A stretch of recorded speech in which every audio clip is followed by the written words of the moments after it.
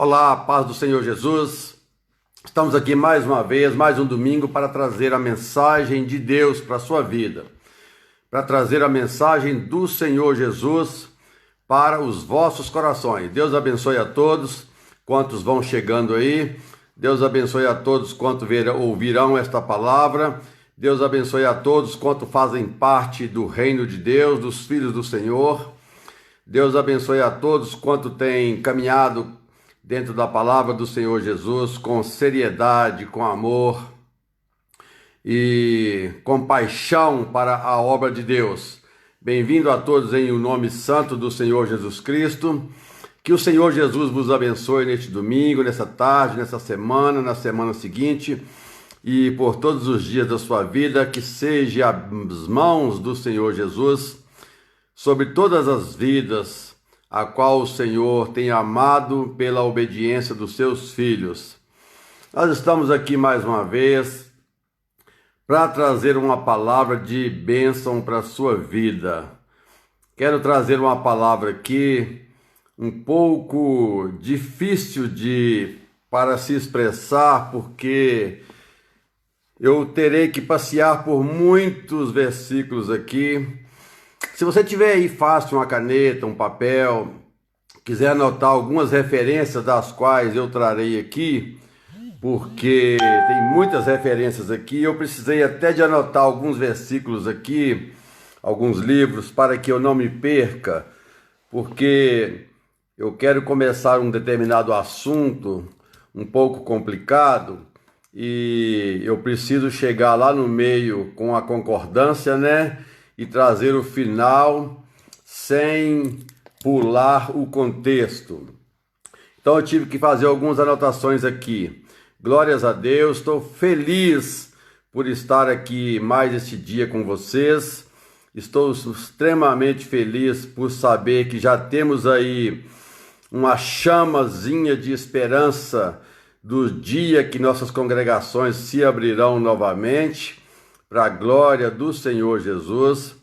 As quarta-feiras não farei escala, as quartas-feiras serão livres, todos poderão ir na quarta, porque a quarta é um dia que não ultrapassa o número de pessoas do qual nos foi determinado.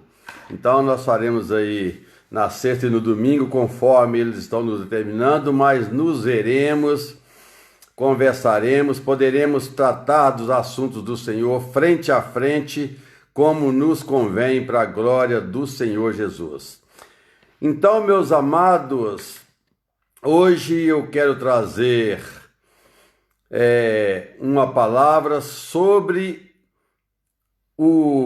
para quem o Senhor Jesus morreu na cruz. Meu Deus, polêmico, hein? Para quem o Senhor Jesus, sendo ele perfeitamente homem, sendo ele perfeitamente Deus, para quem foi que o Senhor morreu na cruz?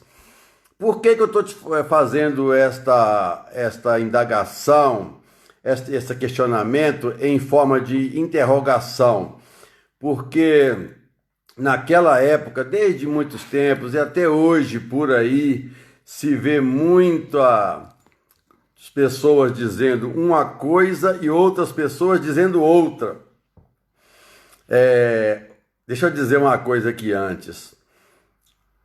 Semana passada, depois da pregação, eu encontrei aqui com a minha vizinha e ela perguntou assim: por que você estava nervoso domingo? Estava acontecendo alguma coisa? E eu estava pregando tão alto que ela achou que eu estava brigando. Como ela não entende português, o que ela pensou? Que estava sendo uma grande discussão. Não adiantava falar para ela que eu era pentecostal, que ela não ia entender. Então hoje eu vou pregar mansinho, estou com a coleirinha aqui, tranquilo, porque a vizinha assustou com meus gritos. Lá na igreja a gente está acostumado, né? Então a gente tem que maneirar. Meus amados, sempre houve dois grupos de pessoas. Quando Jesus estava na cruz, umas pessoas diziam que ele estava ali morrendo tão somente pela sua igreja, tão somente por um grupo de povo, de gente que ele escolheu. E ao mesmo tempo, um outro grupo dizia que o Senhor Jesus estava morrendo por todos, por toda a humanidade, por todo mundo. Então, houve-se ali sempre essas falas de um lado e as falas do outro. E nós vamos aqui passear um pouco dentro dos versículos que fala dessas duas coisas, do que um grupo falava e por que eles falavam, de onde eles tiravam que Jesus estava morrendo só por um grupo de pessoas, pelo grupo da sua igreja. E vamos ler também onde o Senhor Jesus falava, onde que a palavra fala que ele estava morrendo por todo mundo, e vamos chegar lá no final em uma conclusão bem eficaz e vai dar a impressão de que há uma contradição na palavra de Deus, mas eu lhes garanto que não há contradição alguma. Amém? Nós vamos chegar aqui nas duas visões sobre a morte do Senhor Jesus, de por quem ele morreu. Eu quero começar aqui com a visão das pessoas que falavam que ele havia morrido somente por algum grupo de pessoas, somente pela sua igreja, e não por todos. E eu quero ler com vocês aqui em João, capítulo 10 e versículo 11, que Jesus disse assim: eu sou o bom pastor, e o bom pastor dá a vida pelas suas ovelhas. Olha, aí eles diziam, Jesus deu a vida somente por suas ovelhas, aquelas que o seguiam enquanto ele pregava e estava aqui na terra. Então eles viram isso, eu sou o bom pastor, porque Jesus, o bom pastor, Jesus disse que dava a vida pelas suas ovelhas. Então tem muitos versículos aqui. O apóstolo Paulo também disse assim, que Deus vos constituiu como bispos para apacentar o rebanho do Senhor que ele comprou com o seu próprio sangue.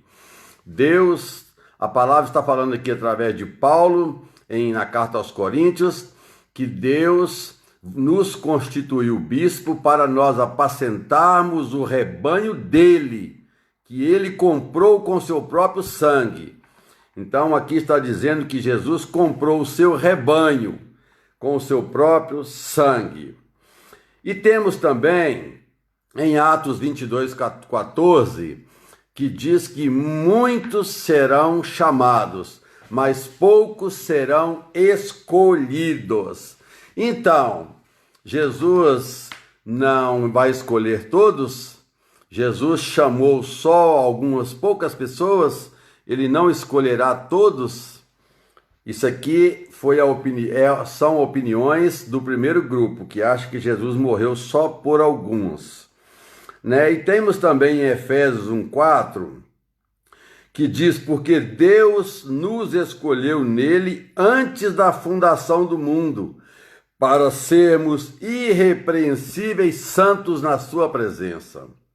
Olha para isso, Efésios 1:4 diz que Deus nos escolheu nele antes da fundação do mundo, para que nós fôssemos santos e irrepreensíveis na sua presença. Ele nos escolheu antes da fundação do mundo. Olha que coisa. É uma palavra que, se for falada e não bem explicada, porque eu já ouvi pessoas dizendo que uma vez salvo, sempre salvo. Você não perde mais a salvação. Muito perigosa esta palavra. Uma vez salvo, sempre salvo, é de extrema perigosidade, mais ou menos isso, tá? E o que dizer de Apocalipse 17:8? Deixa eu ver aqui. Apocalipse 17:8 diz assim: a besta que vistes foi e já não é, e há de subir do abismo, e irá à perdição, e aos que habitam na terra, cujos nomes não estão escritos no livro da vida desde a fundação do mundo. Olha, a besta vai subir da terra, vai fazer sinais, prodígios de todo tipo de engano, que são demônios que sairão para congregar a besta, o falso profeta, né, o anticristo, e sairão a enganar todas as pessoas cujos nomes não estão escritos no livro da vida desde a fundação do mundo. E por que esses nomes não estão escritos no livro da vida? Deus não os escolheu, Deus não os quis. Então, por que eles enganarão essas pessoas? Meus irmãos, a liberdade que o homem tem dada por Deus é uma coisa fenomenal, é uma coisa impressionante. Nós vamos ver aqui, depois eu quero fazer alguns comentários a respeito desta posição, desses versículos que nós lemos, e quero também ler uma outra visão da própria palavra de Deus, uma outra palavra dentro da própria palavra de Deus, e depois nós comentaremos um pouco aqui, e vocês aí ouvirão e chegarão a uma conclusão. A salvação, eu quero trazer aqui dentro da palavra de Deus a salvação oferecida pelo Senhor Jesus Cristo em um outro aspecto. A salvação oferecida pelo nosso Senhor, morrendo Ele na cruz, por um outro lado, né? Que também traz junto a liberdade do ser humano. A liberdade humana, né? Então, no livro de João, no Evangelho de João, João 1:29, João quando estava no Rio Jordão, batizando as pessoas que ali iam ter com ele, ele viu Jesus descendo para ir ser batizado por ele. Então João olha para Jesus e diz assim: eis o Cordeiro de Deus que tira os pecados do mundo. Então, Jesus veio para tirar os pecados, não foi só da sua igreja, foi do mundo inteiro. Então, né, ele é aquele que veio e se sacrificou, não foi só por um grupo de pessoas, não foi só pela sua igreja, mas ele veio para tirar os pecados do mundo inteiro, ou de todos quantos quiserem ser limpos por ele, né, que é a melhor colocação. Ele veio para todos que quiserem ser limpos por ele, ele veio para todos que quiserem ser deixado o trabalho dele ser executado nas suas vidas. Essa é a palavra de João: eis o Cordeiro de Deus que tira os pecados do mundo, não das suas ovelhas. E Jesus, quando estava conversando com Nicodemos, Jesus diz assim, a palavra diz assim: mas Deus amou o mundo de tal maneira que deu o seu Filho unigênito, para todo aquele que crer não pereça, mas tenha a vida eterna. Olha aí que bênção. Então, Jesus amou o mundo todo de tal maneira, Deus Pai amou o mundo todo de tal maneira, todas as pessoas do mundo, de tal maneira, que Ele deu o seu Filho único para todos aqueles que nele crer. Lembrando que crer abrange aí uma responsabilidade muito grande, né?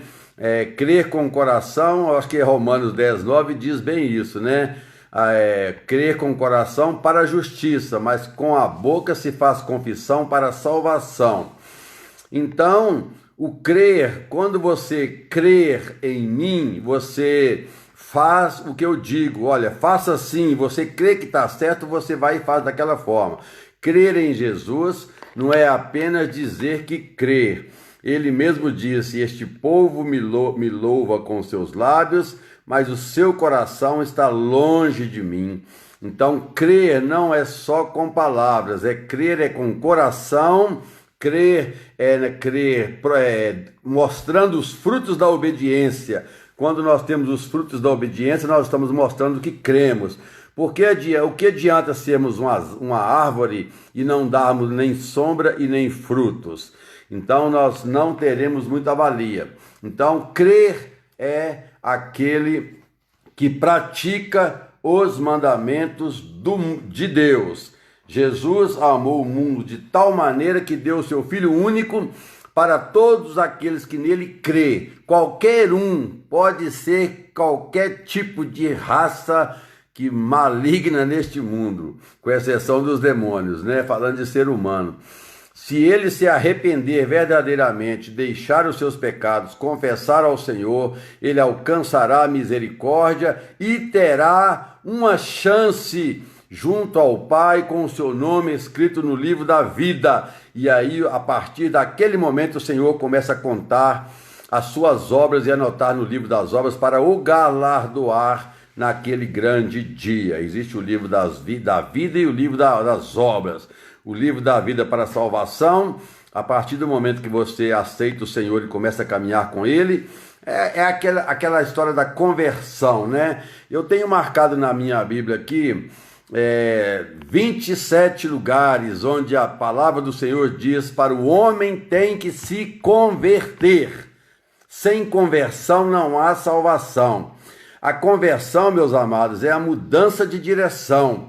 Você caminhava por uns caminhos que batia de conta com a palavra de Deus. Agora você mudou de direção e você está junto com a vontade de Deus. A partir daí ele escreve o seu nome no livro da vida para a sua salvação e começa a anotar a sua vida a partir de ali. Com arrependimento sincero, as coisas velhas se passam e tudo se faz novo. Deus não terá mais em conta os tempos de ignorância. Mas seguindo aqui, em 2 Coríntios 5,19, o apóstolo Paulo diz que Deus estava reconciliando consigo o mundo, não estava lhe imputando os seus pecados. Deus estava reconciliando a si mesmo com o mundo e não estava imputando sobre o mundo os seus pecados. Então aqui está falando mais uma vez de todos têm a mesma oportunidade diante de Deus quando se arrependem, quando deixam os seus pecados e vêm para Deus. Deus reconcilia com ele novamente e ele se torna um em Cristo. Isso então nós vimos que o amor de Deus, ele é exatamente pelo mundo inteiro. Como já lemos acima também, que ele amou o mundo de tal maneira que deu seu Filho unigênito para todo aquele que nele crê não pereça, mas tenha a vida eterna. O amor de Deus é pelo mundo inteiro. Eu tô trazendo aqui a visão do segundo grupo, né? Eu já li a visão do primeiro grupo, né? Que diz que Jesus morreu somente pelas suas ovelhas, por um grupo pequeno de pessoas. E estou lendo também dentro da própria palavra, no qual não há contradição alguma, que Jesus, a visão do segundo grupo, que Jesus morreu por todos quanto o querem ou aceitam, e sim por todo o mundo, por toda a humanidade.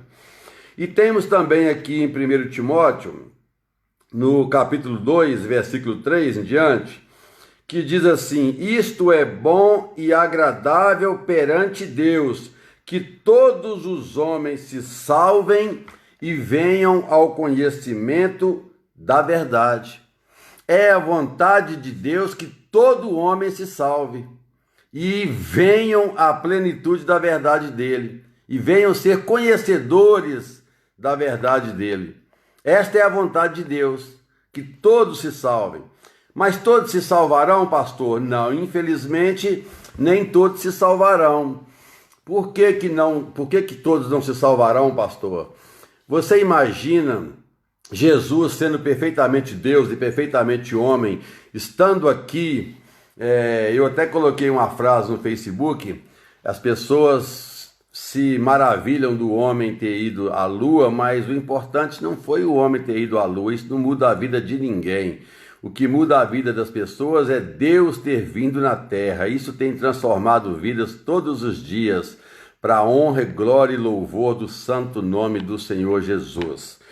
Então, Jesus estando na terra, pregando, os livros daquela época não podiam conter, se fosse escrito, todos os milagres que ele fez.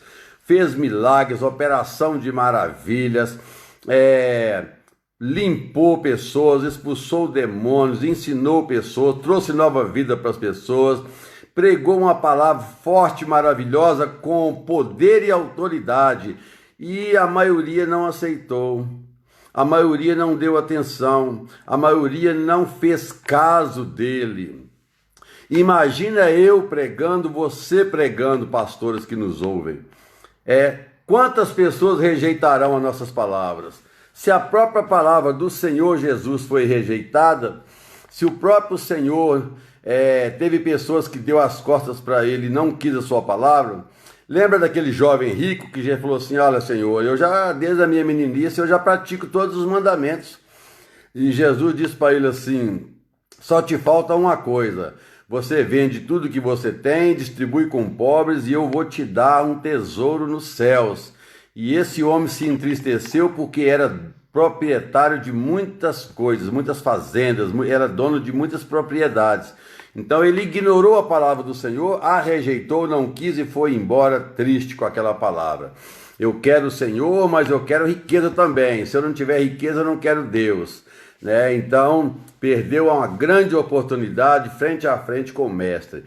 Imagina, então, a vontade de Deus é que todos se salvem. Mas nem ele próprio pregando a palavra, ele teve a aceitação de todos. Imagina nós, pobres mortais, pregando a palavra, quantas rejeições nós não teremos se o próprio Senhor foi rejeitado. Quantos profetas foram rejeitados, apedrejados e mortos, perseguidos a ponto de esconderem em cavernas, em lugares, Como Obadias lá teve que alimentar 100 profetas com pão e água de manhã e de tarde, porque Jezabel os procurava a morte, Quantos profetas foram, quantos dos apóstolos escaparam de grandes aflições e de mortes terríveis? Somente João não morreu com morte terrível, mas julgaram ele num barril de óleo fervente, prenderam numa ilha em seguinte até a velhice, E ele não teve uma morte terrível, mas os outros, todos foram rejeitados.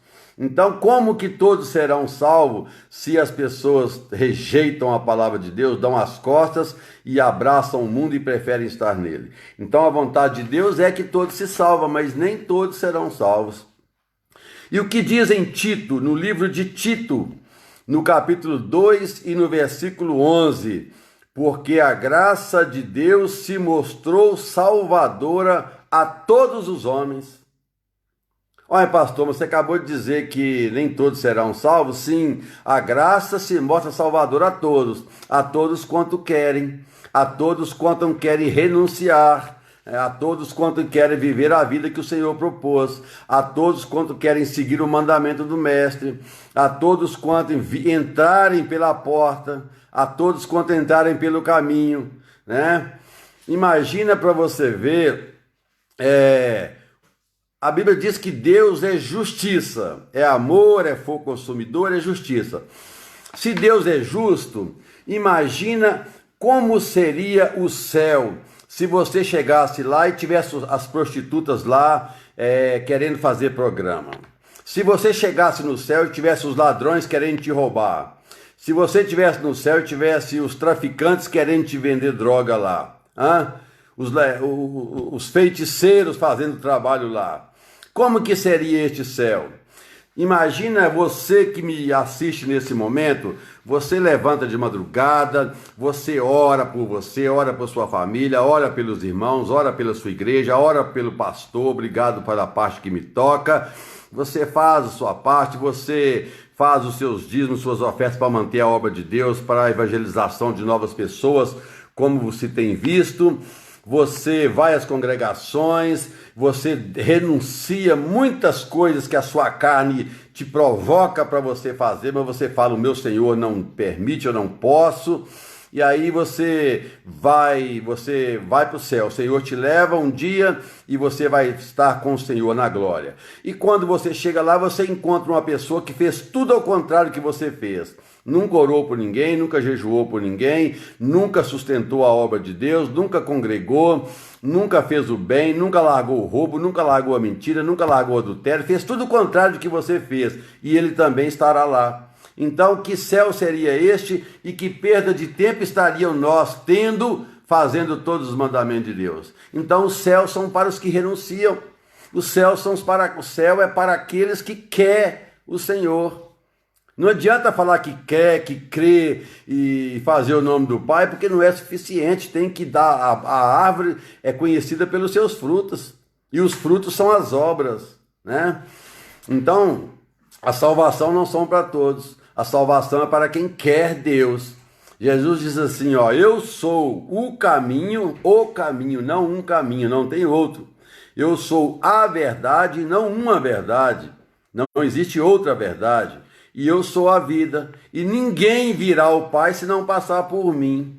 Então ninguém sem Jesus, sem passar por Jesus, verá a Deus. Jesus é o caminho, ele está no meio do caminho. Aí você faz uma curva assim e desvia dele para passar no caminho, você não chegará até a Deus. Somente ele. A Bíblia diz que ele aparecerá nas nuvens, para resgatar os seus. Então ele que virá arrebatar a sua igreja. E quando ele vir, ele nos levará consigo para ele. Nós seremos tirados da terra para estar com ele.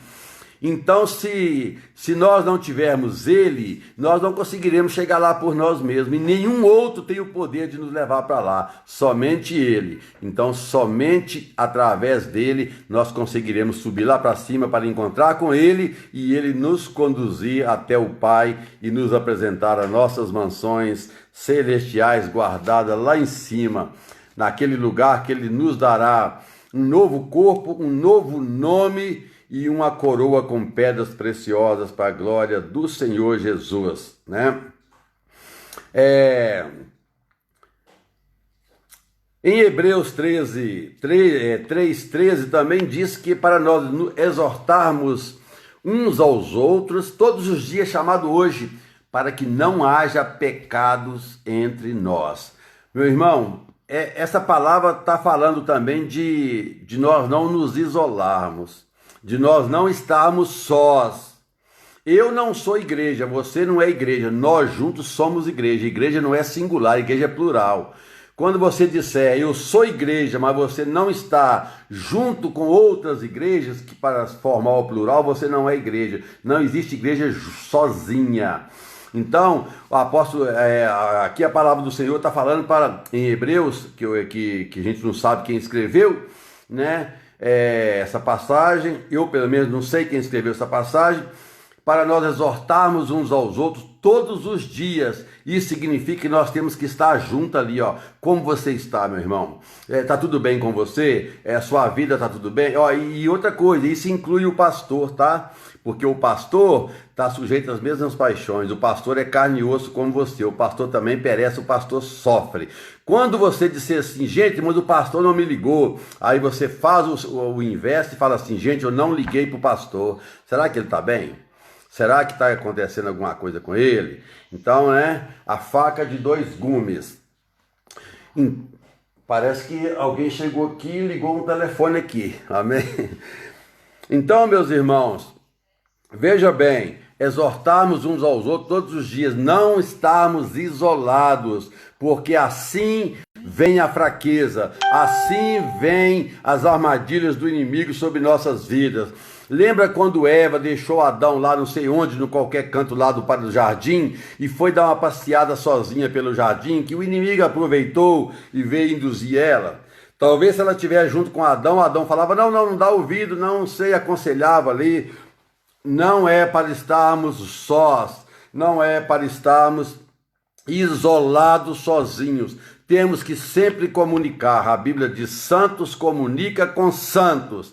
Temos que estar sempre em comunhão com os outros, sabendo, olha, igual uma pessoa me confessou: pastor, eu dei um deslize, aconteceu isso e isso. Amém, irmã, aconteceu? Arrepende, vamos orar. Você ora, eu oro. Deixa esse pecado ficar no passado. Você ainda é filha, você não deixou de ser filha, nem deixou de ser filho.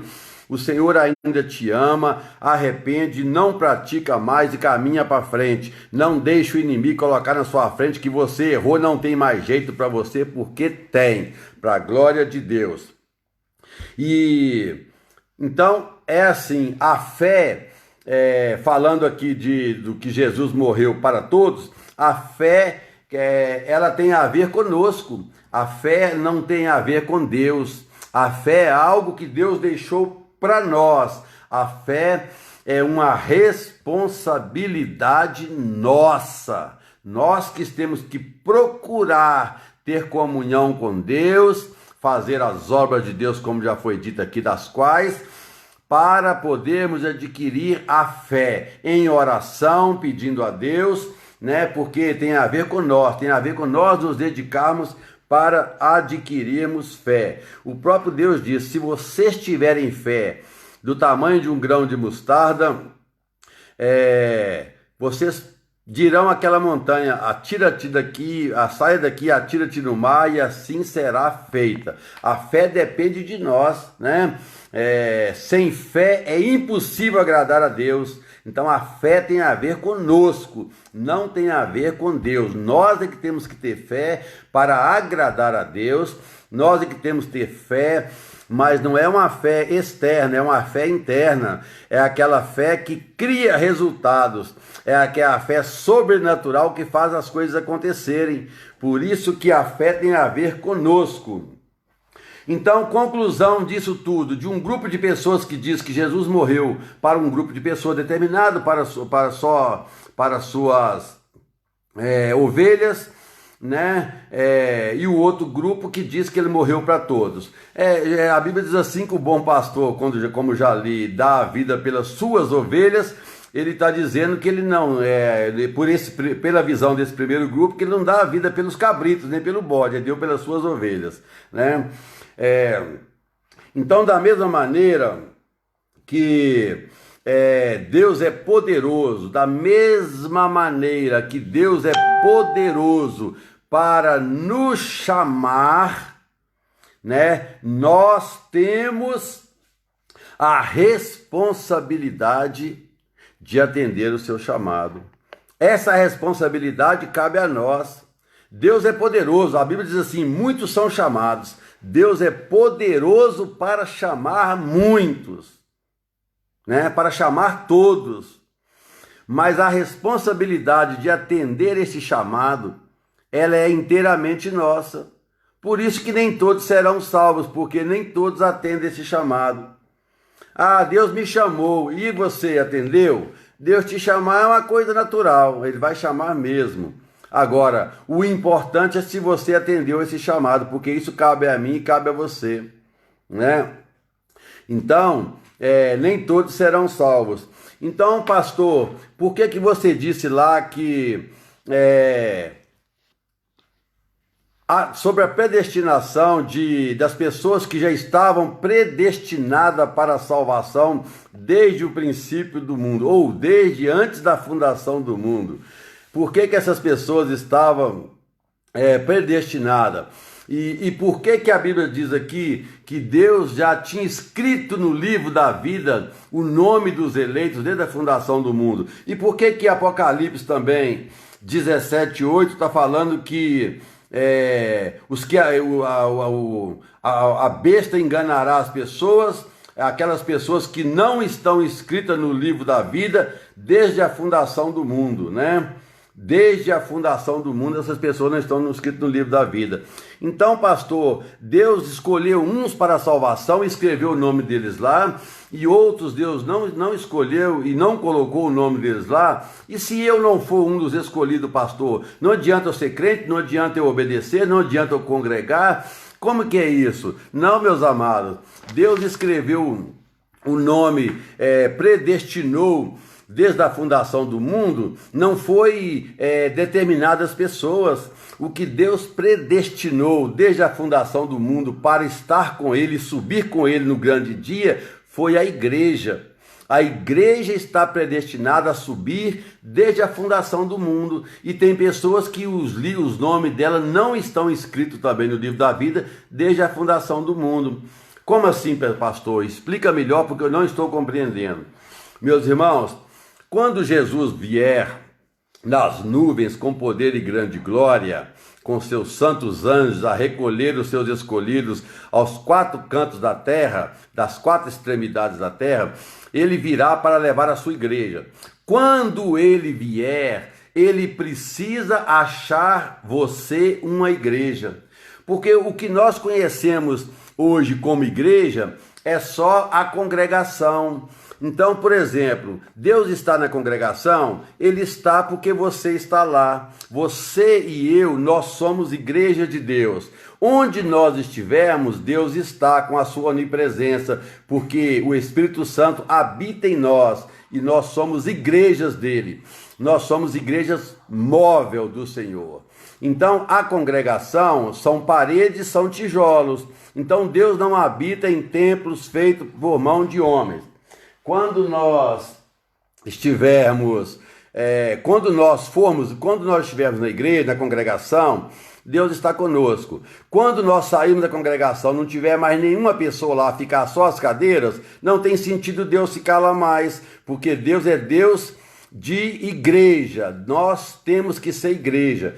Quando nós conhecemos o Senhor Jesus, ouvimos a sua palavra, aceitamos a sua palavra e começamos a caminhar com Ele, Ele envia o Espírito Santo para nós. Nós nos tornamos igreja e nós nos tornamos habitação de Deus. Então, quando Ele vier, Ele buscará a sua igreja. Então, a igreja está predestinada a subir desde a fundação do mundo. E quem é a igreja, pastor? E quantos serão igreja? Eu não sei, o número só o Senhor que sabe. Por que esses nomes das pessoas já estavam escritos no livro da vida, pastor? Por causa da onisciência de Deus, por causa dele saber todas as coisas antecipadamente. Deus não trabalha com tempo. Para Deus não existe presente, passado, futuro. Ele está em todos eles. Então, por exemplo, se o mundo durar mais 1000 anos, Deus já viu esses 1000 anos acontecer e já sabe quem o aceitou, já sabe quem caminhou com ele, já sabe quem foi salvo e já escreveu os seus nomes lá. E Deus sabe as pessoas que nunca aceitarão a sua palavra, que não dão a mínima pelas pregações. Lembra lá do Lucas 16, 19, do rico e o Lázaro? Lá tem os profetas, lá tem os Moisés e os profetas, ouçam-nos. Estava lá no inferno lá o rico, né? Querendo pelo menos uma ponta do dedo ser molhada do mendigo para refrescar a sua língua, porque ele estava atormentado no meio daquelas chamas.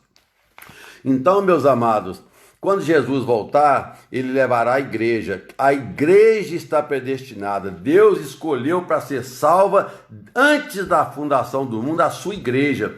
Se você ainda não é igreja de Deus hoje, se você passar a ser igreja hoje, agora você passa a ter o seu nome no livro da vida. Você passa a estar pronto, dando o primeiro passo para ser pronto, para quando Jesus levar e te levar, porque você é igreja.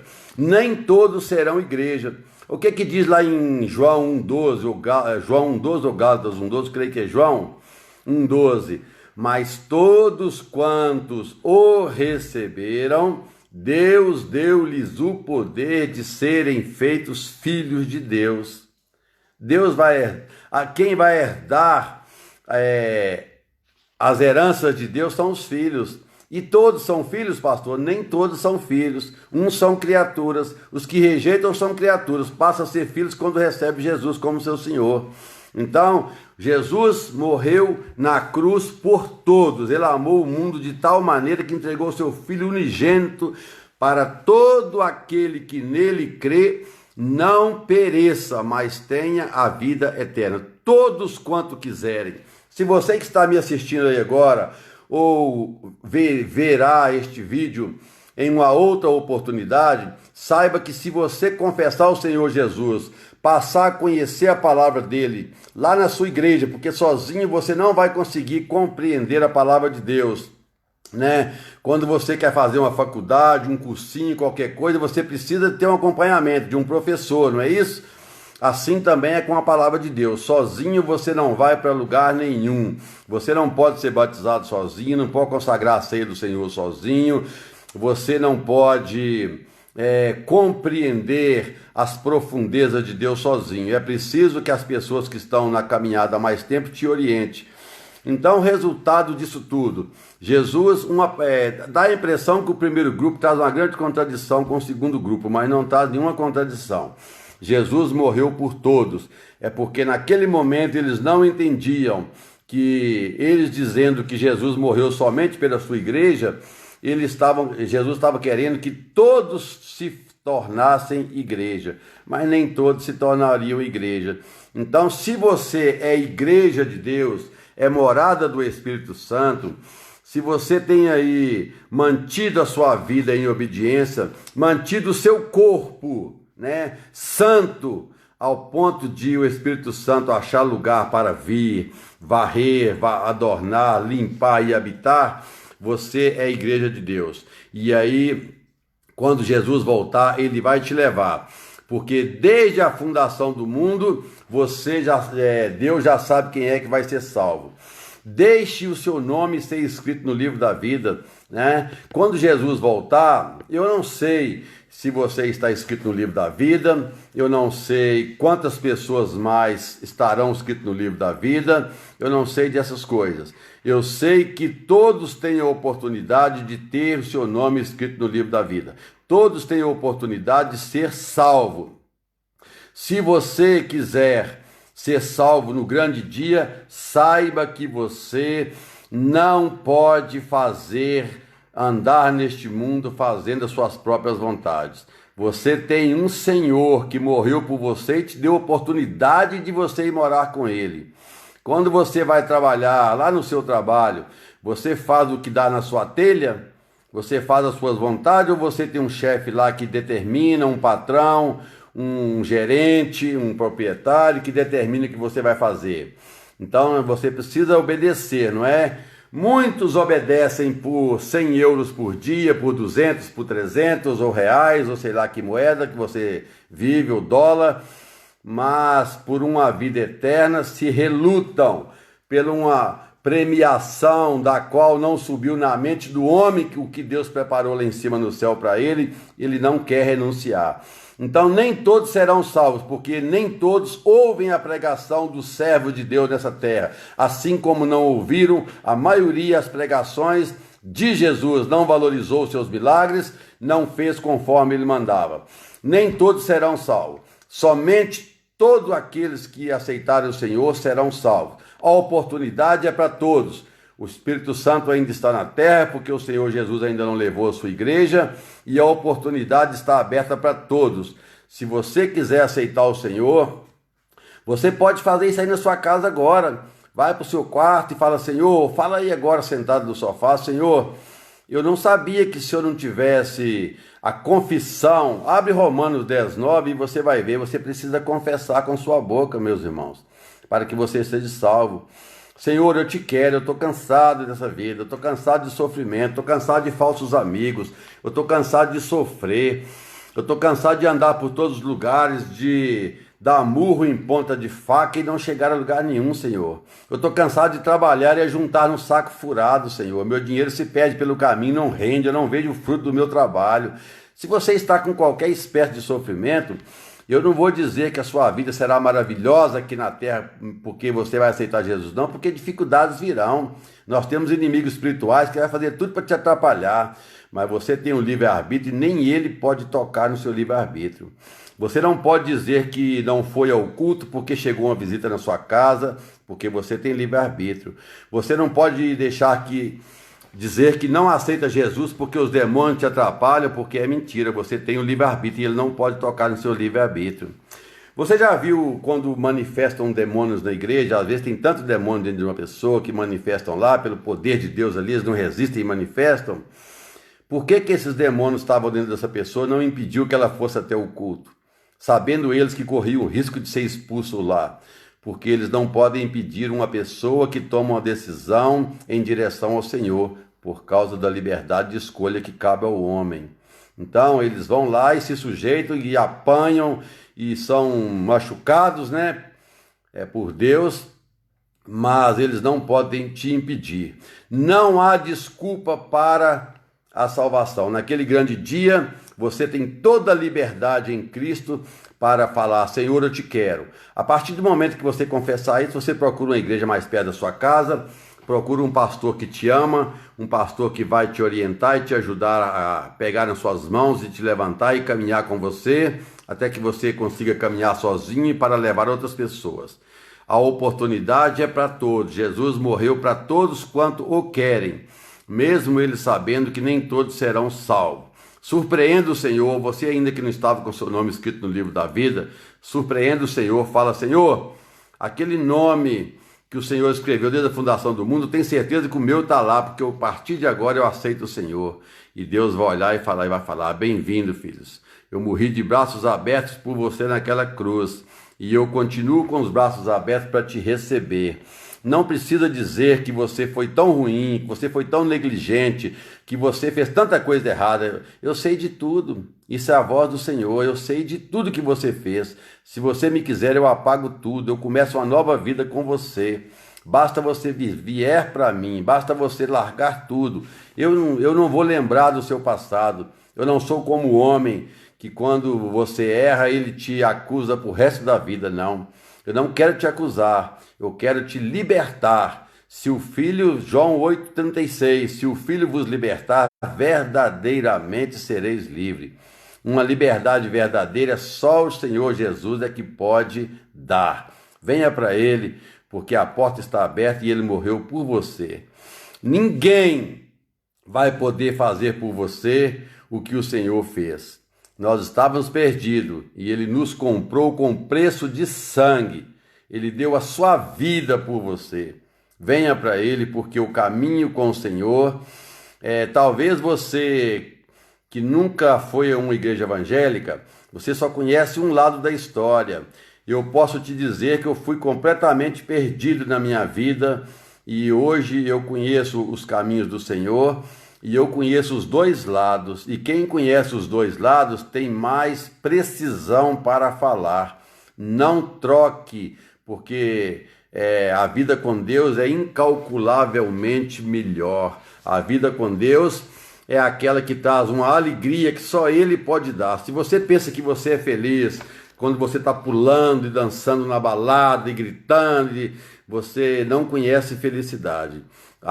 Quando você vem para o Senhor te dá uma felicidade tão grande que você vai pensar assim: como que eu pude pensar que eu era feliz vivendo uma vida tão leviana? Não estou dizendo, não estou te acusando que você está vivendo uma vida leviana. Eu posso dizer de mim mesmo, uma vida terrivelmente ruim. Mas a vida com o Senhor, ela é maravilhosa. O Senhor não morreu para um grupo de pessoas. Ele morreu para toda a população do mundo quanto o querem. Não importa o que você fez ontem, não importa o que você fez há meia hora atrás, há uma hora atrás. O Senhor está prontinho para apagar o seu passado ruim e escrever uma nova história na sua vida. Caminhe com o Senhor e Ele te dará coisas que você jamais poderá imaginar com sua mente humana. Você só verá quando estiver na presença do Senhor. E a vida com Ele é vida eterna. Lá em Apocalipse 21:8 fala da segunda morte. A quem está vivendo sem Jesus neste mundo aqui não está vivo. A Bíblia diz assim: tem nome de que vives, mas estás morto. Aí a pessoa morre, vai parar lá no inferno, e depois ela vai ser tirada do inferno e lançada no lago de fogo que arde como enxofre, que é a segunda morte. E com o Senhor haverá vida eterna. Não pense que você escapará da salvação ou da perdição, porque o homem ele é eterno. O homem é tricotomia, corpo, alma e espírito. O homem é eterno. Uma vez que você nasceu, você nunca mais morrerá. Ou você estará vivo no sofrimento eterno, ou estará vivo na bonança eterna com o Senhor Jesus. Faça bastante atenção e veja bem, nós estamos vivendo tempos difíceis. Cada dia de mais dificuldades, o Senhor já nos alertou antecipadamente dos dias difíceis que viriam sobre nós. Tudo está se cumprindo. A palavra de Deus é fiel, verdadeira e digna de toda aceitação, né? Fique com ela e tudo te irá bem. Nos momentos difíceis, o Senhor te socorrerá. Nos momentos difíceis, o Senhor estará contigo. No mundo tereis aflições, mas tende bom ânimo, porque eu venci o mundo. Quando você tiver aflições, fala assim, poxa, agora eu sou cristão, estou servindo o Senhor, estou procurando ser o mais fiel possível, estou sofrendo aflições. Saiba que essas aflições são de um mundo vencido. Esse mundo já está vencido, essas aflições não conseguem te derrubar, o Senhor já venceu o mundo. Você lembra lá no deserto que com o Senhor tinha cobra, tinha serpentes, escorpiões, aranhas venenosas, mas nenhum pereceu a não ser pela rebeldia e desobediência, né? E todos quanto manteram firme com o Senhor, todos chegaram na terra prometida, que mana leite e mel, aquela que 2 homens era necessário para carregar um cacho de uva. O Senhor tem coisas grandes para você. Não perca tempo, porque o homem não te dará nem coisas pequenas, mas o Senhor tem coisas incalculavelmente maravilhosas para você. Eu tenho um pastor aqui na Bélgica, de uma outra congregação que eu trabalho com ele, fiz uma grande amizade com ele, e ele me liga todos os dias de chamada de vídeo para falar comigo. Diz que não consegue trabalhar mais sem estar junto comigo, tanto que ele aprendeu a gostar de mim e eu dele. É uma grande bênção aquele homem. E ele disse assim, vou ligar para o homem alegre, está sempre sorrindo, sempre sorridente, não tem. Meu amigo, meus irmãos, não é dinheiro, não é carro, não é nada que pode te fazer sorrir. Sorrir por fora é fácil, mas sorrir com a alma só o Senhor pode. Glórias a Deus, Deus abençoe vocês por mais esse dia. Eu estou aqui com um relógio aqui para me marcar o tempo, já deu 50 minutos de palavra. Deus te abençoe grandemente. Não esqueça, quando nós falamos que o Senhor Jesus morreu na cruz por todos quanto o aceitarem, para que ele possa ter vida eterna, não esqueça que essa morte foi às custas de muito sofrimento, foi às custas de muita dor. Eles amarravam um nó, faziam um nó na ponta do chicote, cada chicotada que eles davam no Senhor, saía um pedaço de carne das suas costas. Olha, você está desanimado? Está triste, está querendo parar com a caminhada? Vou te dizer uma coisa, quando Jesus estava com centenas de chicotadas naquelas costas, todo arrebentado, ferido, com a cruz extremamente pesada nas costas, com sede, arrastando aquela cruz praticamente sem força nenhuma e com a dor insuportável, pelas ruas estreitas de Jerusalém, caindo no chão no meio daquelas ruas, calçamento de pedra, e levantando a base de chicote, ele poderia dizer assim, eu não vou até o final, eles não merecem. Mas ele não desistiu no meio do caminho. Ele foi até lá no Gólgota.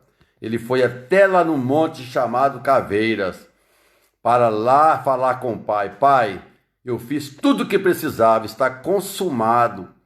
Agora eles têm toda a liberdade de vir até a mim e eu levar eles para o Senhor. Se eles não quiserem, pelo menos a minha parte eu fiz. Meu Deus, meus irmãos, Jesus não desistiu no meio do caminho.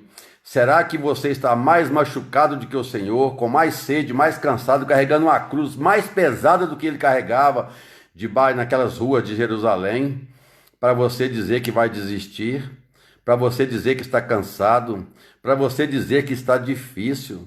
Você sabe que quando ele teve sede, estenderam uma vara com vinagre, deram vinagre para ele. molhado numa esponja.